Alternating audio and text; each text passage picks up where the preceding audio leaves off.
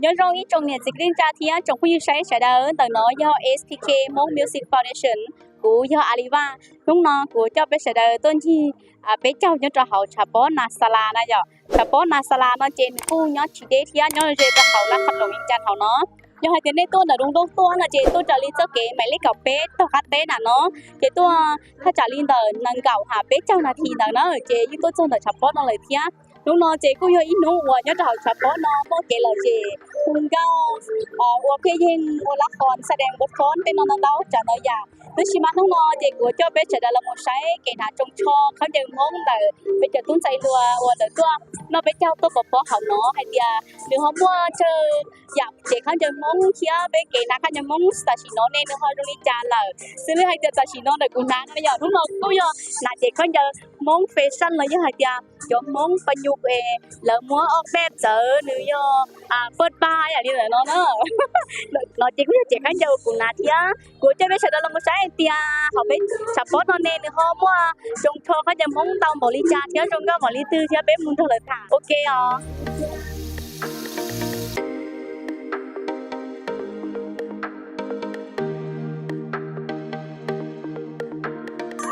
nhớ không à nhớ không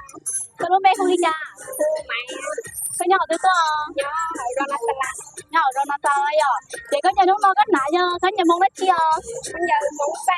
cái nhà mông say của giờ cho bị cha cho lên mua tiền mông say nè cháu chỉ có thể cái tay bá vậy không phải cái tay bá rồi đó đâu bây giờ cái nhà học nó sao đấy mông nhà bây giờ mông say à chị có nãy cái nhà mông say à nhà mông say nó mông say là hay lưu ly cha cháu chỉ có lại lấy cái chỉ có bây giờ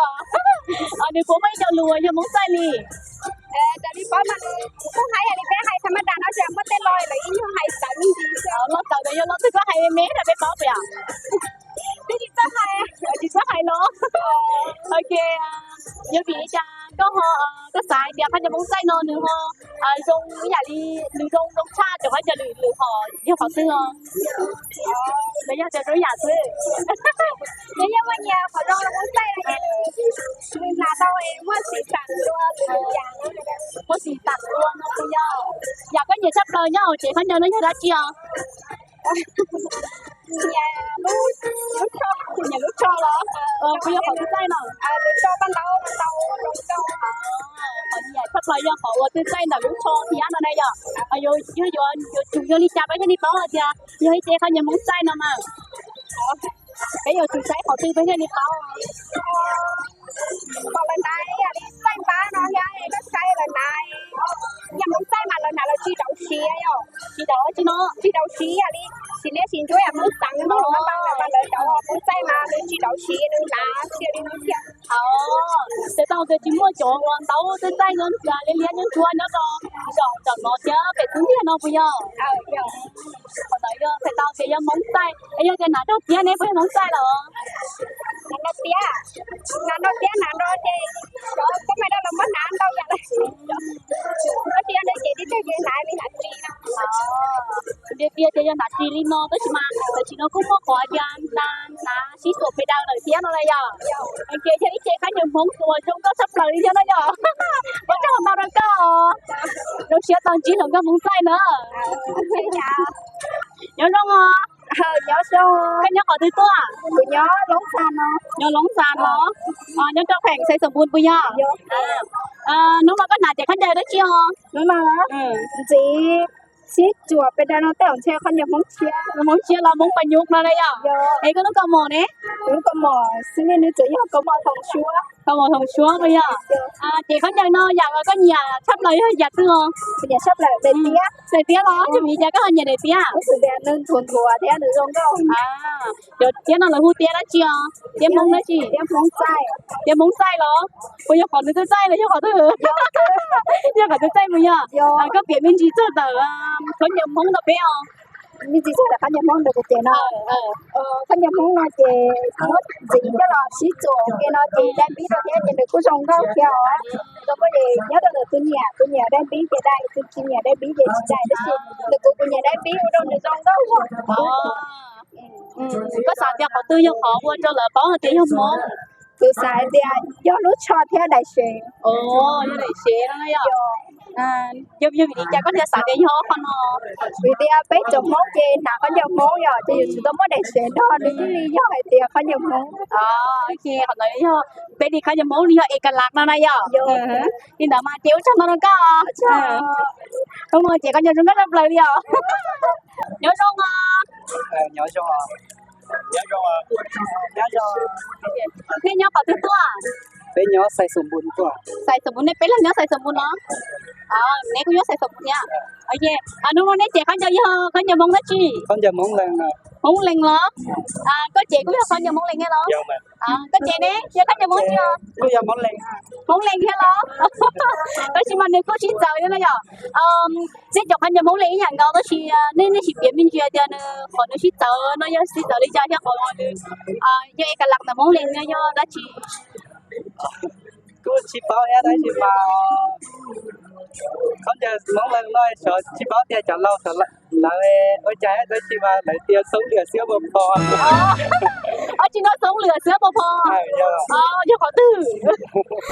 chị chừng giá đâu bây giờ đấy thì mà nhận bao giờ lại sống lửa sữa bò nó chạy luôn món gì cha đi ăn tiền lúc cho chị giàu đã chờ lúc chị thì họ cứ đau đau linh tàu bây giờ con này có xài ly trà sữa không giờ đi giờ con giờ muốn chúa này chị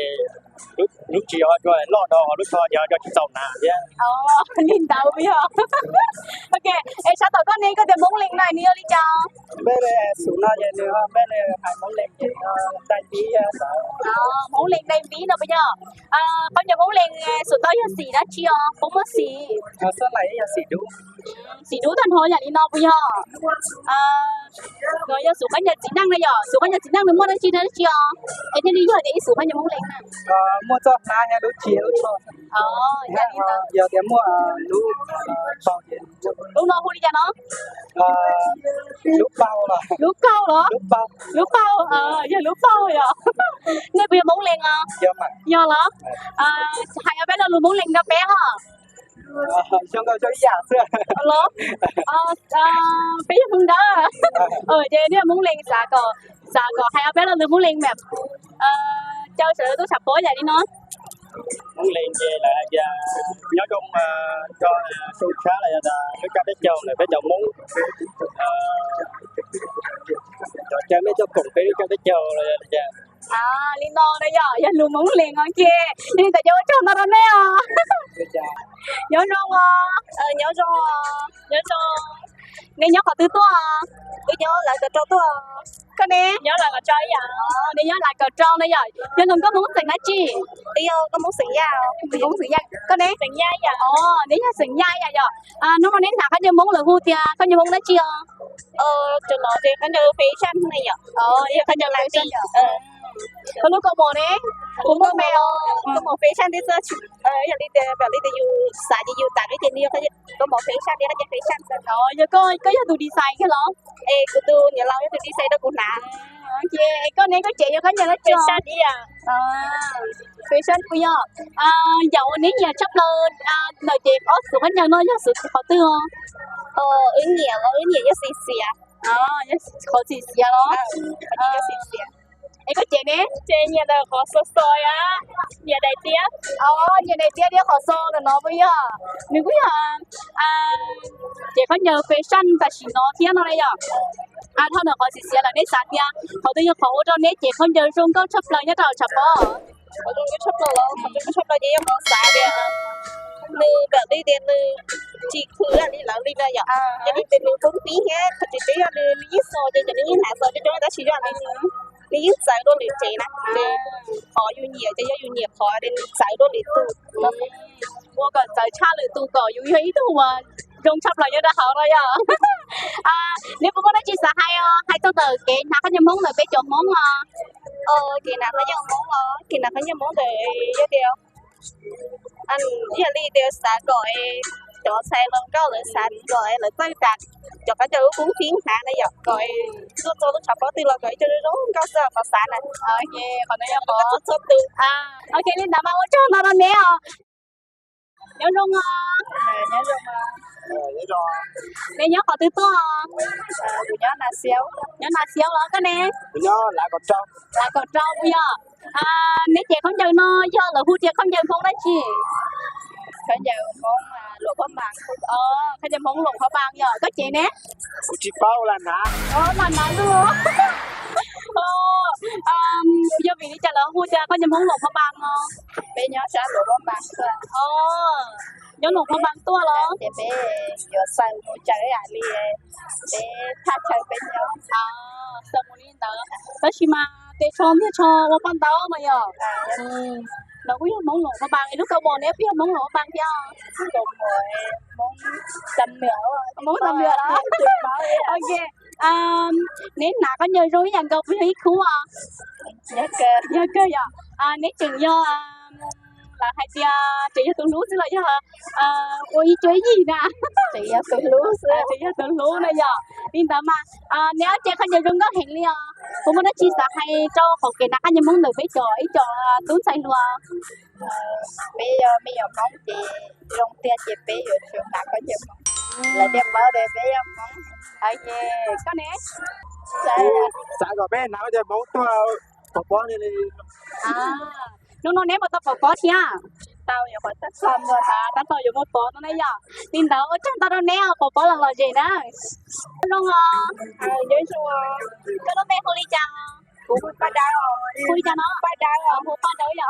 Cái nhau họ tư có à? Nhớ này cho nên ta la nổi nha. Nhớ hậu cho nó nãy giờ. Chị không nhớ đúng mà bắt nạ vô là hôi chơi bắt chơi món chi. Bây giờ cho chi gì đâu. Bây giờ cũng đau thì có gì đâu. Bây giờ món đó giờ. Để có nhớ cho chi. Còn cho chi nữa nhớ họ tư không? Nhớ chỗ này. Nhớ chỗ này bắt đầu nhớ nó lại nói bây giờ. Rồi cho chi nó do sự tệ quá là do thì sự trả. Số tệ quá sao? Thế to kìa. Tao nói chắc chắn cho nó do sự tệ quá cái thứ nào bây giờ. Không có hình như sự sẽ hận để mà đi trả lỗ mà đi lấy trên nó. Giờ có đâu xưa thì bé thì đến nó tàu mà. Hả bé chị nó. Em chị này nói cho con là như thế nào đó Của sao? Con bây giờ.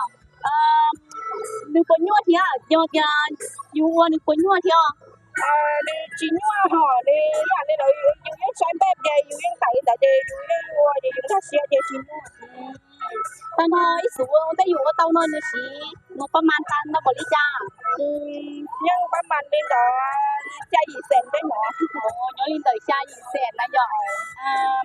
Thật ra dù tao khi chơi đúng cho là nè dù nà đi cha nu có cản tệ theo. Có nãy có tao đi chơi nó đi cản tệ mà xin mà dùng nà đi xong cái nào để dùng chơi sẵn này. Hay tôi chọn khoản chơi tại chỉ nó cái phở chứ chút mà là muốn trả qua nó giờ em. Như vì đi cha họ chi mua đồ chỗ và là như trong gì là giờ như vì cha cái lịch sử chứ hở lộ qua nên để vào linh tờ. Không có chị à li rồi những tàu bếp lên đó chi mà nếu mà dùng phở dùng nhà dùng phở đi tay dùng nhà đi cha chị dùng đâu có linh tàu. Dạ, đi ta có giờ dùng qua chứ là tôi dùng nào không bây giờ. Giúp thường. Chứ đó có khi mình chỉ cho họ có nhiều sắp tới là chị phải cho nó đắp bếp của tao. Chị có nhà nó của nhà chê của nhà đi cho chi không? Họ cho chi nó nữa mất chủ tên đi cha. Đi cho chi chạy đúng rồi đi. Ý là liên theo chỗ chứ nó chạy lửa đặt cái ní nhung cho có nhà cho chi được à. Chạy đúng rồi đi trong cao được à. Nhưng trong cái chi. Ê có lúc có bò đấy nhá, có bò mong nó chi à. Chứ con nhỏ có mò bố thì tao muốn đá thôi chị bảo Không đá đấy bây giờ. Tôi giờ nó cho trở đến đi nó lấy cho cô đây lần này có thực hiện chứ bây giờ. Thấy chị hỏi giờ ở trong có chấp lời nó đâu có chập bó nó đó. Chào. Về đi đó, chắc được có chưa? Nhớ rong à. Nhớ rong à. Ê, có lúc mẹ đi cha nhớ sẵn đã chưa? Cũng lúc bây giờ vô mà cũng là xem nó show à. Giờ cũng show nhở. Lúc nó cách nào chị có nhớ nó là hú có nhớ đó chi? Lúc nó còn nào chị có nhớ nó chị lại hú chị có nhớ món sinh khoảng đó này. Giờ có nhớ món sinh khoảng đấy à. Có được của xã nông có mình chỉ trong thời rất cái xã hay tia cho nó bây giờ tốt hơn xây luôn đã có nhớ đi rồi đi cha có biển mình chỉ cho bé à. Nhưng mà bây giờ tốt hơn xây luôn bây giờ cho con chờ đi rồi có ta số họ này nè. rồi có thao số họ lấy đó thì mà dùng liệu bị sợ thì lấy bé chợ lâu mà bé sấy chợ không có sắp rồi mà chợ lại thì con chơi món sen khoảng thế chợ con chơi món tia món tia tia món lần này rồi thì bé giờ món liền á bé giờ món liền là thì bé nào chợ sen khoảng nó mà giờ thì con chơi món đó nó chợ tia giờ chợ sầu nó chơi hay tia tia món liền đó nè thì có giờ nó chỉ dạo bé chợ lâu nó chơi dạo bé sấy rong rau tốn xài đồ sắp lại rồi giờ liên tự có những món tam thôn quá chứ giờ có những món có thể không để mua tàu giả sắp rồi thế này nếu mà tàu giả sắp rồi thế tại sao nó chỉ cái chuẩn thả chỗ có thể món sinh hoạt thế chỗ có thể món té liên tàu thế chỗ món hay là món gì phải hay lo loài thì chỗ món xe này rồi chỗ đấy là chỗ trong còn liên tàu sắp rồi nè có bé họ nó giờ bé họ tàu sắp rồi họ chỗ món sủa luôn nó giờ món lì già luôn nó chỉ nhận nó vậy nhưng mà tàu chơi sao lại thì đầu tiên đúng không có nhờ món lên có nhờ món sinh hoạt chứ không nhờ món cay đây rồi chứ món nhờ đó chuyện gì mua những cái món đi làm tàu thế xưa bây giờ con chờ lấy nãy thì con chờ lấy con chờ lấy xe con chờ xe thế này rồi con chờ xe con chờ xe nó giờ chọn làm tàu thế mà làm tàu đó thì mà tại sao nó bây giờ tôi rồi các bạn nã và con chờ món sinh hoạt đi chợ lâu họ uống nã rồi thế đời giờ chỉ năng không nhờ món sinh hoạt vô lại nã đi cha thế đi tốt tiền đi không nhờ món sinh hoạt như mua ở họ thế rồi cho qua hại lúc đầu tiên quê qua lúc chơi lớn lo là gì cho nó giờ có gì món sinh hoạt cho chính này hay cho qua lúc tao nên để là gì món sinh hoạt cho món lành này cho tới do cho nãy đi tới chơi do món sinh hoạt nó đây món sinh hoạt món lành đó là lúc tao nên để nè mà cho qua lúc tao lúc hiểu có tao họ lúc chơi lo để là gì cho tới giờ con chơi không sinh hoạt món đó nó lúc muốn đấy chị sẽ hay cho bé cho tú hơn xây luôn còn là không còn là hay nhớ món chứ sẽ thời bé tê tôi chỉ có nhớ món là chứ thì của hai đứa nó con thật là bé chó tú xài luôn nó con thật là chó tú là tôi chó xài bé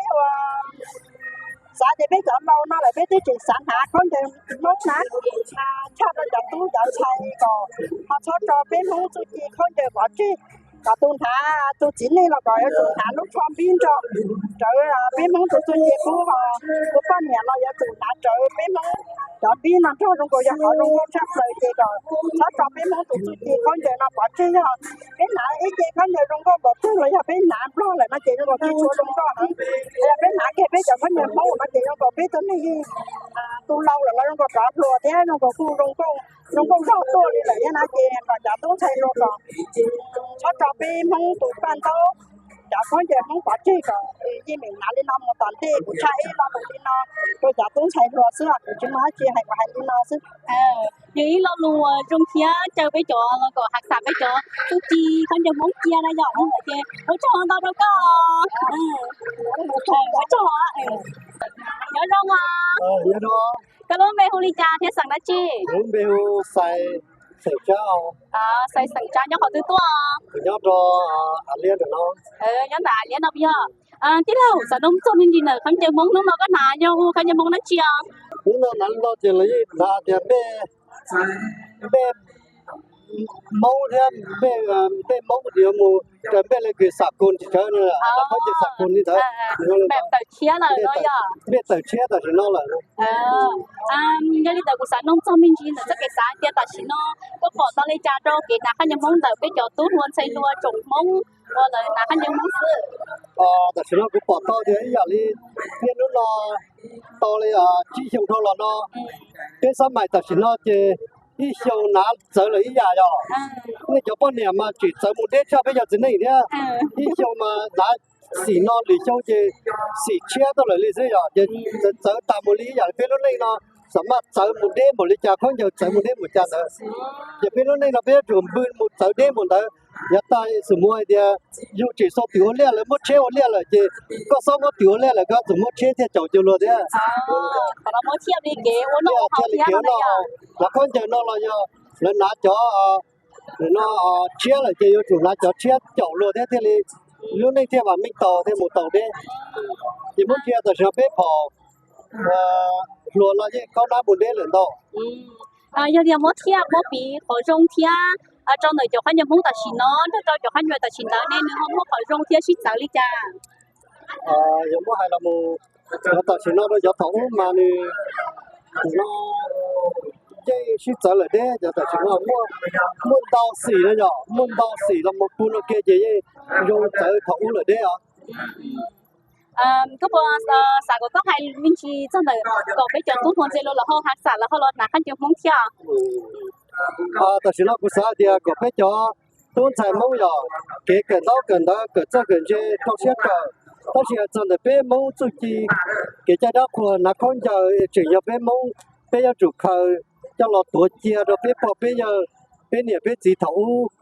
就不得不得可是呢多到的，那只要梦里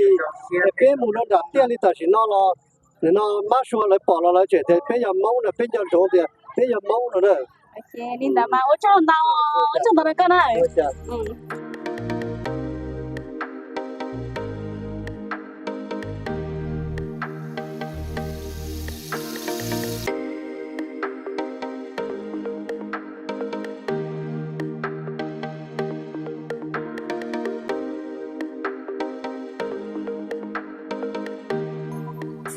ý trong nhà chỉ kinh tra thì trong khi sai đó thao lần tới cuối giờ cả là khách dùng muốn tới biết cho tôi luôn sai qua trong nhà trong gì qua để tôi chỉ bỏ bỏ nó trong tới lúc chập bỏ tới nó thì